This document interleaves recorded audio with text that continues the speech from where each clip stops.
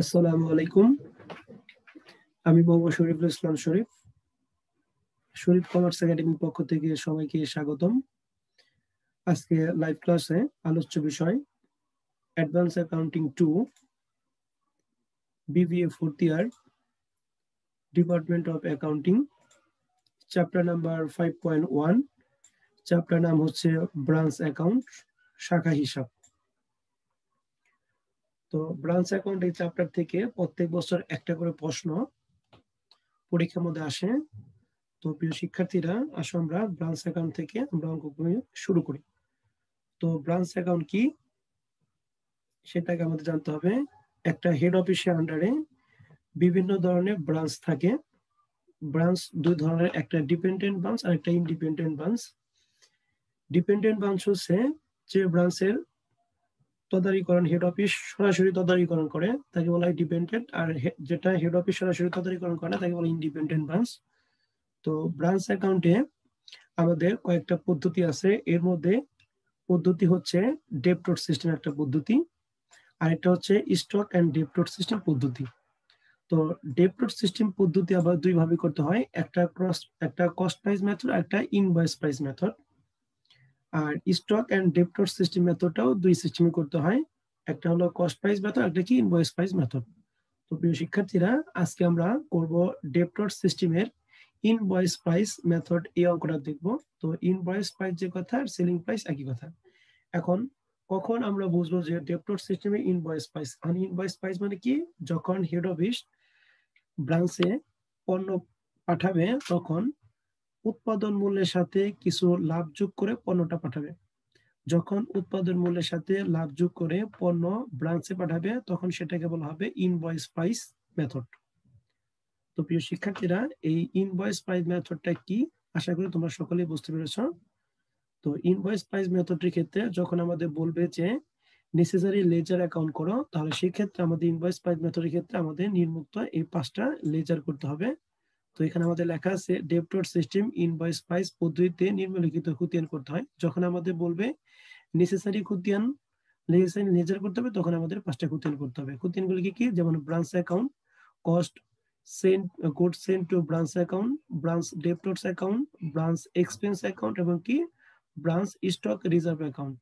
এই 4টা হচ্ছে আমাদের নেসেসারি লেজার। তো আমাদের পরীক্ষার প্রশ্নে যদি নেসেসারি লেজার করতে বলে তাহলে আমরা 5টা লেজার করবো, আর যদি শুধুমাত্র বলে যে ব্রাঞ্চ অ্যাকাউন্ট করো তাহলে আমরা শুধুমাত্র প্রথম খতিয়ানটা করব। তো প্রিয় শিক্ষার্থীরা, debtor system invoice price method অঙ্ক করার জন্য যেহেতু হেড অফিস ব্রাঞ্চে পণ্য পাঠানোর সময় লাভ যোগ করে পণ্যটা পাঠায়, অতএব সর্বপ্রথমে আমাদের ওখান থেকে লাভের পরিমাণটা বের করতে হবে। তাহলে এই লাভকে আমরা বলবো লোড দ্বারা প্রকাশ করব। তো এখানে লেখা আছে ডেপ্টর সিস্টেম ইনভয়েস প্রাইস মেথডে নিম্নরূপ গণনা কার্য করতে হবে। আমাদের ওয়ার্কিং করতে হবে, টোটাল 3টা ওয়ার্কিং আমাদের করতে হবে। এই 3টা ওয়ার্কিং আর 4 নাম্বার ওয়ার্কিং কখন আমি বলতেছি। তো প্রিয় শিক্ষার্থীরা, যখন আমাদের হেড অফিস ব্রাঞ্চে পণ্যটা পাঠাবে তখন সেটা ইনভয়েস পার্সে পাঠাবে, আর ইনভয়েস পার্স পাঠানো মানে কি লাভটা যোগ করে দিবে। তো সর্বপ্রথমে আমাদের কাজ করতে হবে, সেখান থেকে লাভের পরিমাণটা আমাদের প্রথমে নির্ণয় করতে হবে। তো এটার জন্য আমাদের ওয়ার্কিং নাম্বার লেখা আছে ক্যালকুলেশন অফ কি লোড। তো এই লোড বের করতে হয় সাধারণত 3টা জিনিসের উপর, একটা ওপেনিং স্টকের উপর, একটা ক্লোজিং স্টকের উপর, একটা কি গুড সেন্ট টু ব্রাঞ্চের উপর। এই 3টা লোড আমাদের বের করতে হবে। আর 4 নাম্বার ওয়ার্কিং লেখা আছে যদি প্রারম্ভিক ডেপ্টরস দেয়া থাকে কিন্তু সমাপনী ডেপ্টরস এর পরিমাণ না থাকে তাহলে ডেপ্টরস ব্রাঞ্চ ডেপ্টরস অ্যাকাউন্টের মাধ্যমে আমাদের কি করতে হবে, ক্লোজিং ডেপ্টরস এর পরিমাণটা বের করতে হবে। তারপরে আমাদের কি করতে হবে, ব্রাঞ্চ অ্যাকাউন্ট করতে হবে। তার মানে ব্যাপারটা এরকম যে যদি ওপেনিং ডেপ্টরস থাকে ক্লোজিং ডেপ্টরস না থাকে তাহলে 4 নাম্বার ওয়ার্কিং করব। আর যদি ওপেনিং ডেপ্টরস এবং ক্লোজিং ডেপ্টরস দুইটাই প্রশ্ন থাকে তাহলে আমাদের এই ওয়ার্কিংটা করার দরকার নাই। আর যদি ওপেনিং এবং ডেপ্টরস ক্লোজিং দুইটা একটাও না থাকে তারপর আমাদের 4 নাম্বার ওয়ার্কিং করার দরকার নাই। শুধুমাত্র 4 নাম্বার ওয়ার্কিং কখন করব, যখন শুধুমাত্র ওপেনিং ডেপ্টরস থাকবে এবং ক্লোজিং ডেপ্টরস এর পরিমাণ দেওয়া থাকবে না তখন আমরা 4 নাম্বার ওয়ার্কিংটা করব। আর এছাড়া প্রত্যেকটা অঙ্কে আমাদের 3টা ওয়ার্কিং, প্রথম 3টা ওয়ার্কিং আমরা করব load on opening stock, load on closing stock এবং কি load on goods sent to branch. এই 3টা লোডটা আমরা বের করব। তো প্রিয় শিক্ষার্থীরা, স্ক্রিনে যে প্রশ্নটা আসছিল সেটা হলো প্রবলেম 1 2010 4th ইয়ার অ্যাকাউন্টিং ডিপার্টমেন্ট যে প্রশ্ন আসছিল সেই প্রশ্ন আমরা আজকে তোমাদের সাথে শেয়ার করব। তো প্রশ্নটা কি আছে, প্রশ্ন বলা আছে যে সান limited of Dhaka has a branch at Chittagong. The Sun Limited company ঢাকায় a branch আছে কোথায়? Chittagong, and order to maintain strict control on stock invoice good to branch at a selling price which is cost plus কত 25%। অর্থাৎ সান limited যখন চিটাগং ব্রাঞ্চে পণ্যটা পাঠায় তখন কস্টের সাথে 25% প্রফিট কি করে যোগ করে পাঠায়। তাহলে এই যেহেতু 25% প্রফিটটা অ্যাড করে পাঠাবে, প্লাস করে পাঠাবে, তার মানে এইটুকু দেখে আমাদের বুঝতে হবে এটা ডেপ্টর সিস্টেমের ইনভয়েস প্রাইস মেথডের অঙ্ক। তো এখন আমাদের এখানে বলা আছে যে from the following details make out the branch account. এখানে শুধুমাত্র আমাদের ব্রাঞ্চ অ্যাকাউন্ট করতে বলছে in the head office to show the profit or loss a branch. ব্রাঞ্চের প্রফিট বা লস বের করতে হবে কার মাধ্যমে?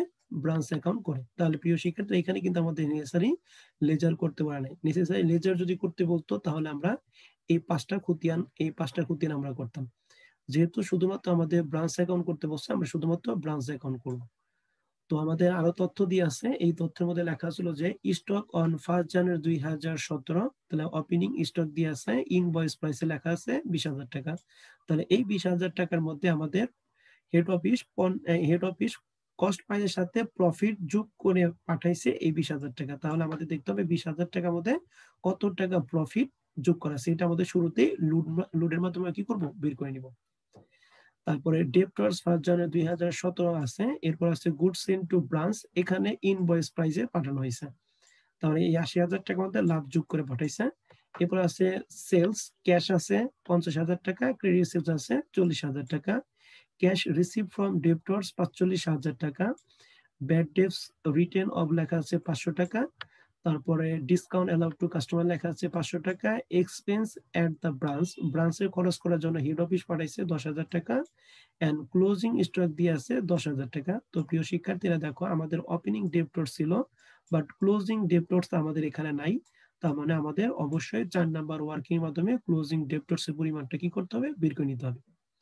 তো প্রিয় শিক্ষার্থীরা আমরা সর্বপ্রথমেই তিনটা লুটটা বের করব, তিনটা জিনিসের লুট করব, ওপেনিং স্টক, ক্লোজিং স্টক এবং গুড সেন্ট টু ব্রাঞ্চের লুটটা বের করব।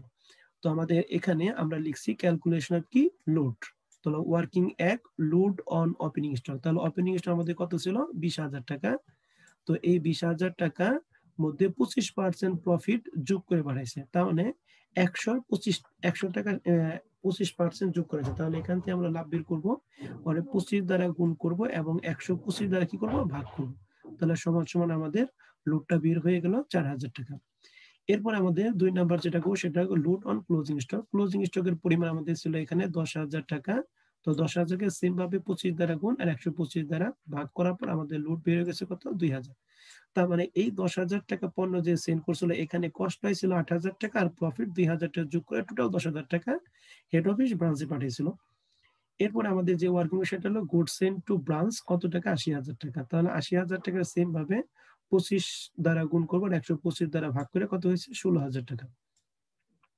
তার মানে বোঝা গেল যে হেড অফিস এই 80,000 টাকা পণ্যের মধ্যে 16,000 টাকা প্রফিট যোগ করে ব্রাঞ্চে পাঠাইছে।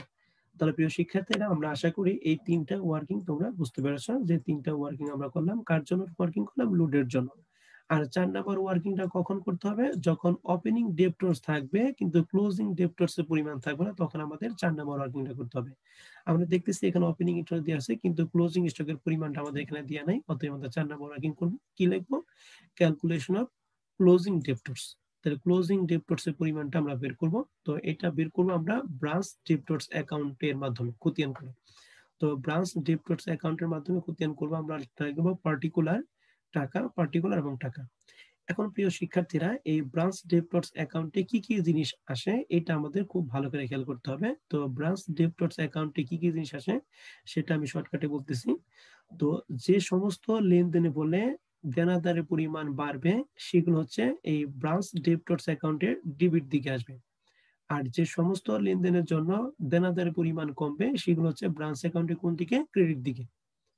শুরুতেই ব্যালেন্স বিডি ডেবিট দিকে দিব আর ব্যালেন্স ক্রেডিট মানে যেটুকু পার্থক্য রেখে ব্যালেন্স সিডি নামে দেব। তাহলে এখানে আমরা বুঝতে পারলাম যে ব্রাঞ্চ ডেপ্টর অ্যাকাউন্টে প্রথমে ওপেনিং ডেপ্টরস দিব, এরপরে দেখব যে সমস্ত লেনদেনের ফলে ডেপ্টরস পরিমাণ বাড়ছে সেগুলো ডেবিট দিকে আর যেগুলো কমছে সেগুলো কোন দিকে ক্রেডিট দিকে। তো আসলে প্রিয় শিক্ষার্থী, আমাদের ডেপ্টরস এর সাথে রিলেটেড কোন কোন ধরনের লেনদেন, যেমন স্টক, এরা ডেপ্টরস এর কোনো রিলেটেড নাই। এরপর আছে ডেপ্টরস 1 জানুয়ারি 2017, তাহলে এটা ওপেনিং ডেপ্টরস, এর জন্য আমরা ডেবিট দিকে ব্যালেন্স বিটি নামে 10,000 টাকা এখানে লেখা হয়েছে। এরপরে ওপেনিং ডেপ্টরস এর পরে লেখা আছে গুড সেন্ট টু ব্রাঞ্চ, ব্রাঞ্চে পণ্য পাঠাইছে, এর সাথে দেনাদার কোনো সম্পর্ক নেই, মানে ডেপ্টরস এর কোনো সম্পর্ক, অর্থাৎ এটা আসবে না। এরপরে লেখা আছে ক্যাশ সেলস, তো ক্যাশ সেলস এর সাথেও আমাদের ডেপ্টরস এর কোনো সম্পর্ক নাই, অতএব এটা আসবে না। এরপর লেখা আছে ক্রেডিট সেলস, তো বাকিতে বিক্রয়ের ফলে দেনাদারের পরিমাণ বৃদ্ধি পায়, আমরা বলছিলাম যে সমস্ত লেনদেনের ফলে দেনাদারের পরিমাণ বৃদ্ধি পায় সেটা আসবে ডিবিট দিকে, অতএব ক্রেডিট সেলসটা আসবে আমাদের ডিবিট দিকে। আমরা এখানে দিছি ব্রাঞ্চ স্টক ক্রেডিট সেলস কত দিছি, 40,000 টাকা দিছি। এরপরে আমাদের আছে যে ক্যাশ রিসিভ ফ্রম ডেপ্টরস, তো ক্যাশ রিসিভ ফ্রম ডেপ্টরস এর মানে হচ্ছে দেনাদার কাছ থেকে আমরা রিসিভ করছি, এর ফলে দেনাদার পরিমাণটা কমে গেছে, আর আমরা জানি দেনাদার পরিমাণ কমলে সেটা ডেপ্টরস এর কোন দিকে আসে, ক্রেডিট দিকে, এই জন্য আমরা দিচ্ছি ক্যাশ রিসিভ ফ্রম ডেপ্টরস 45,000 টাকা। এর পরবর্তী আইটেম যেটা সেটা হচ্ছে bad dates written of, bad dates মানে অনাদায়ী পাওনা, এইটা দেওয়ার ফলে দেনাদার পরিমাণ কমে, অতএব এটাও কোন দিকে আসবে, ক্রেডিট দিকে আসবে 500 টাকা। তাহলে আমরা এখানে লিখছি branch expense, branch expense bad dates কত টাকা, 500 টাকা। এরপর আমাদের যেটা সেটা কি discount allowed to customer, discount allowed to customer আছে 500 টাকা, এটাও একই অবস্থা যে ডিসকাউন্ট অ্যালাউড টু কাস্টমার আছে, কাস্টমারকে ডিসকাউন্ট দিছে, এর ফলে দেনাদার পরিমাণ হ্রাস পেয়েছে, অতএব এটা কোন দিকে, ক্রেডিট দিকে। তাহলে branch expense discount allowed to customer নাম আমরা কত দিলাম, 500 টাকা। আর নিচে যেটা সেটা এক্সপেন্স এট দ্য ব্রাঞ্চ, ব্রাঞ্চে খরচ করার জন্য টাকা দিচ্ছে, এটা ডেবিটের সাথে কোনো রিলেটেড, নিচে স্টক আছে, এটা ডেবিটের সাথে কোনো রিলেটেড নাই। তো এখন আমরা কি করব, ডেবিট পাশে যোগ করে আমাদের 50,000, এই 50,000 আমরা ক্রেডিট পাশে 50,000 টাকা বসালাম, এখান থেকে আমরা 500, 500 এবং 45,000 টাকা বাদ দেওয়ার পরে যে টাকাটা হলো 4,000 টাকা, এই 4,000 টাকার নাম হচ্ছে কি ক্লোজিং ডেপ্টরস, অর্থাৎ এটাকে আমরা ব্যালেন্স শিট আমরা প্রকাশ করলাম। তাহলে আমাদের ওপেনিং ব্যালেন্স ডেপ্টর ছিল 10,000 টাকা, আর সারা বছর লেনদেন করার পরে ব্যালেন্স সিটি কত টাকা দাঁড়ালো, 4,000 টাকা। তাহলে এই 4,000 টাকা যদি আমাদের প্রশ্নে এখানে দেওয়া থাকতো তাহলে এই লেজারটা করার কোনো দরকার ছিল না, যেহেতু ক্লোজিং ডেপ্টরস এর পরিমাণটা প্রশ্নে দেওয়া নাই, এর জন্য আমরা এই ওয়ার্কিং এর মাধ্যমে এই ক্লোজিং ডেপ্টরস এর পরিমাণটা বের করলাম, 4,000 টাকা। তো আশা করি প্রিয় শিক্ষার্থীরা এই 4টা ওয়ার্কিং তোমরা সকলেই ভালোভাবে বুঝতে পেরেছো। এখন আমরা চলে যাব আমাদের আসল অঙ্কে, মানে আসল রিকোয়ারমেন্ট আমাদের করতে বসলো ব্রাঞ্চ অ্যাকাউন্ট। তো ব্রাঞ্চ অ্যাকাউন্ট করার জন্য আমরা ব্রাঞ্চ অ্যাকাউন্ট একটা খতিয়ান করব। তো ব্রাঞ্চ অ্যাকাউন্ট খতিয়ান হচ্ছে এরকম যে আমরা প্রথমে লিখবো ইন দা বুকস অফ কোম্পানির নাম সান লিমিটেড, তারপর লিখবো লেজার অ্যাকাউন্ট, তারপর লিখবো চিটাগং ব্রাঞ্চ অ্যাকাউন্ট, মানে ব্রাঞ্চটা হলো চিটাগং, এই জন্য আমরা লিখি চিটাগং ব্রাঞ্চ অ্যাকাউন্ট। তারপর আমরা লিখবো পার্টিকুলার টাকা, পার্টিকুলার টাকা। এই হচ্ছে আমাদের ব্রাঞ্চ অ্যাকাউন্টে খতিয়ানের নমুনা। এখন আমরা আসবো যে এই ব্রাঞ্চ অ্যাকাউন্টে আমাদের ডেবিট এবং ক্রেডিট দিয়ে কি কি জিনিসগুলি যায় আমাদের। তো ডেবিট এবং ক্রেডিট দিকে যে সমস্ত লেনদেনগুলি যায় এটার সম্পর্কে আমি প্রিয় শিক্ষার্থীরা তোমাদের বলতেছি, ভালো করে খেয়াল করতে হবে।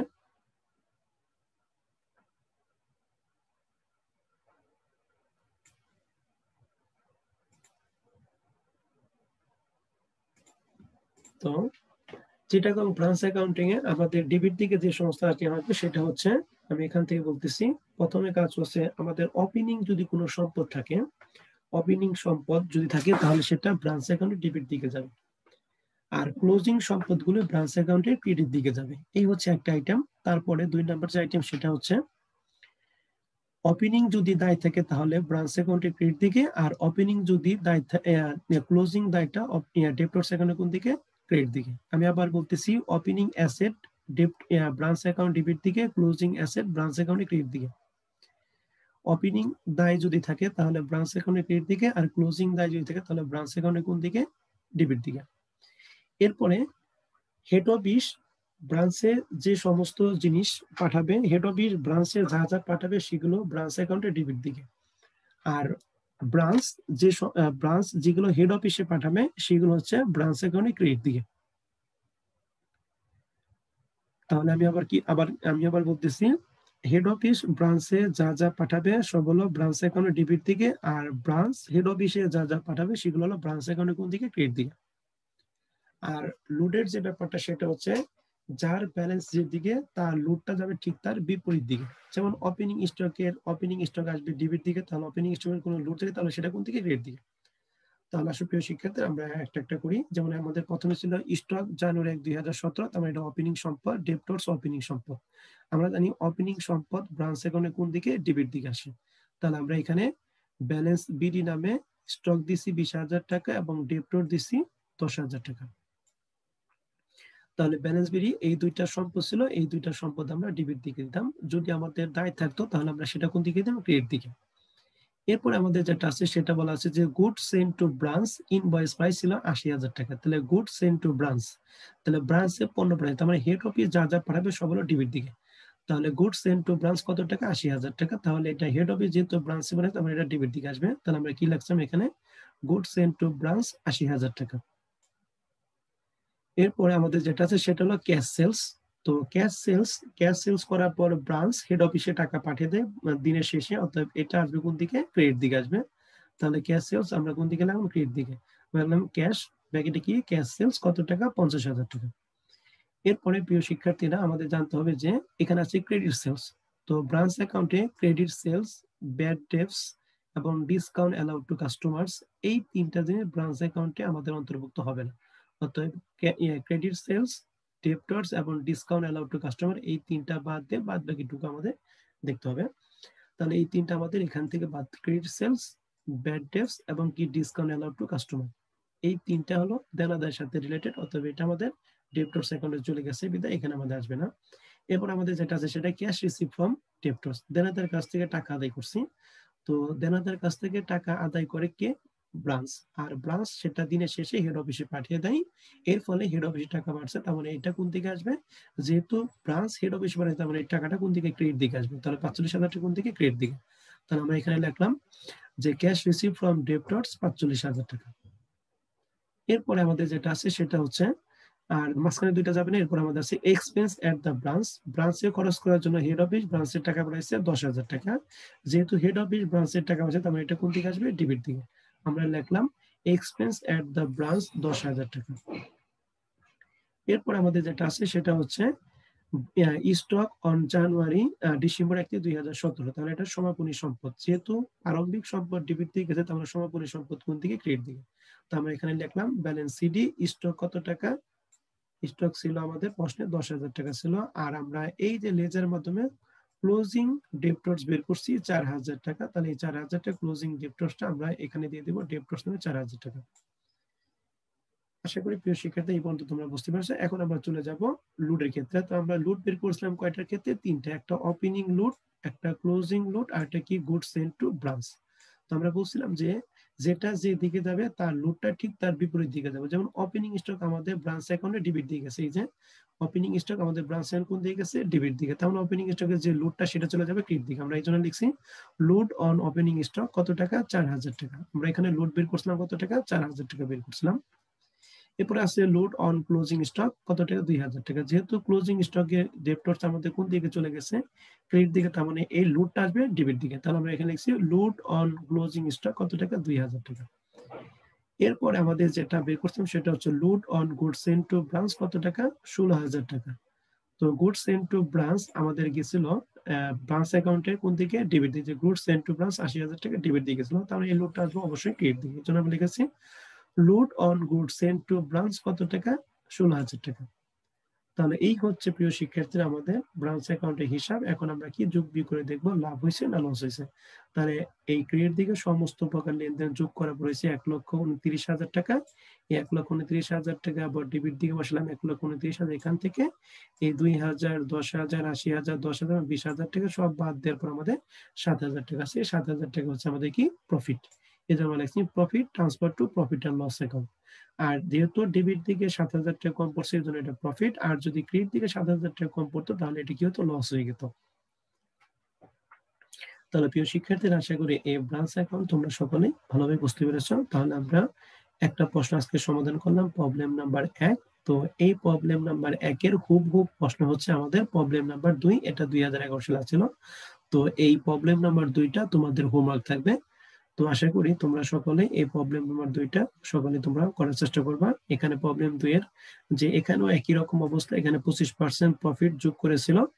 তো এখানে 25% প্রফিট, আমাদের ব্রাঞ্চ অ্যাকাউন্ট অ্যান্সার ছিল 13,410 টাকা। তো আশা করি প্রিয় শিক্ষার্থীরা অঙ্কটা তোমরা পারবা। আর আমি এখানে প্রয়োজন নোটগুলো এখানে দিয়ে দিছি। 3টা ওয়ার্কিং করতে হবে, 3টা ওয়ার্কিং দিয়ে দিছি।